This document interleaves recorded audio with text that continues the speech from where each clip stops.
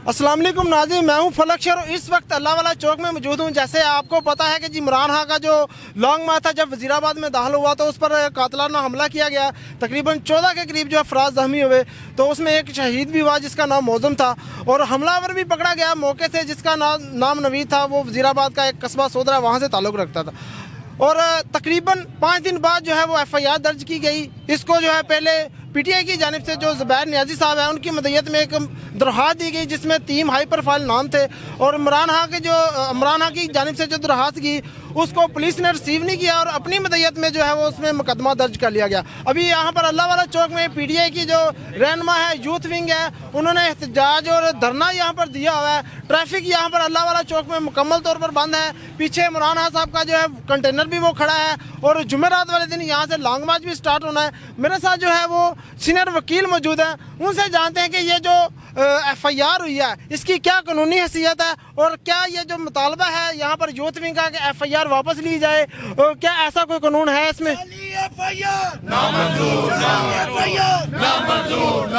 इसमें सबसे पहले तो ये बात है कि कोई भी FIR है जिसे फर्स्ट इंफॉर्मेशन रिपोर्ट कहते हैं, जब वो एक दफ़ा दर्ज हो जाती है तो वो उसकी कानूनी हैसियत एक होती है। क्योंकि ये FIR उस नवीद नामी शख्स पे पुलिस ने अपनी मुद्दत में दर्ज किया, लेकिन हमारा जो स्टांस था, हमारा मुकदमा ये था कि जिस तरह हमारे लीडर ने कहा है, जिन लोगों को हमारे लीडर ने नामजद किया है, क्योंकि जिस शख्स के ऊपर कातलाना हमला हुआ है वो एक आलमी लीडर है, उसने जिन जिन लोगों को इसमें शामिल किया था, जिन जिन लोगों का नाम लिया था, इनको चाहिए था कि उसी तरह FIR दर्ज करते जिस तरह हमारे लीडर इमरान खान का हुक्म था। इस तरह जिन्होंने ये FIR दर्ज किया पुलिस ने अपनी मुद्दत में। अब मेरा इनसे ये सवाल बनता है कि जब जुल्फ़कार अली भट्टो के ऊपर FIR हुई तो क्या उसने कत्ल किया था? वो मौके पे मौजूद था? नहीं था मौजूद।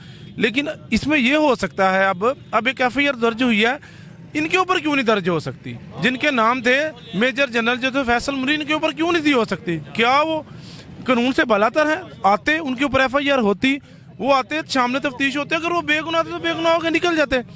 असल में अब यह है कि अब इसमें यह कर सकते हैं कि इनके ततीमे बयान रिकॉर्ड किए जाएं और इनको उसमें नामजद किया जाए ततीमे बयान में। इसको शहबाज शरीफ को, राना सनाउल्लाह को, मेजर जनरल फैसल मुनीर को नामजद करें। ये जो मतलब कोई भी वक़ूआ होता है, मर्डर अटैम्प्ट भी हुआ, यहाँ पर मर्डर भी हुआ और उसको 5 दिन मतलब गुजर गए हैं, उसमें FIR दर्ज नहीं की, मुख्तलिफ 5 के करीब लोग पकड़े गए हैं, इसकी क्या कानूनी हैसियत है? कितना कमज़ोर हुआ है? देखिए, मुकदमा तो 1 मिनट का भी जो डिले है और ख़ुसूसन इस तरह जिस तरह ये इसमें 780A का भी इतलाक़ है, ये दहशत गर्दी का भी केस है और इसके साथ साथ मौज़म जो हमारे भाई जो थे वो शहीद भी जो हुए हैं उनकी भी उसमें है। लेकिन ना तो यहाँ पे कोई मेडिकल हुए हैं, ना ही यहाँ पे किसी को डाकड़ पुलिस ने इशू किए हैं। मुकदमे में तो ये सारा कुछ बहुत ज़्यादा असरअंदाज हो चुका है।